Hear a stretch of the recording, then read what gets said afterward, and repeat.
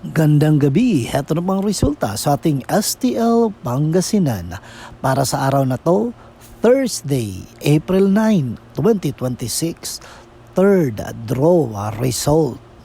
Maghanda na kayo at ilabas na ang mga tickets dahil heto na ang resulta ngayong gabi.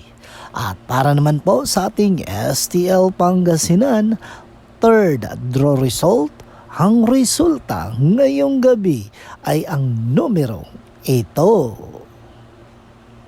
Wag na wag natin basta paiiralin ng ating galit mga ka-STL.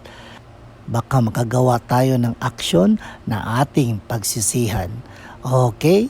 Dapat alam natin kontrolin ang ating galit. Mag-ingat kayo palagi. Don't forget to subscribe Purple Green TV. Paki-like, share at comment po. Thank you!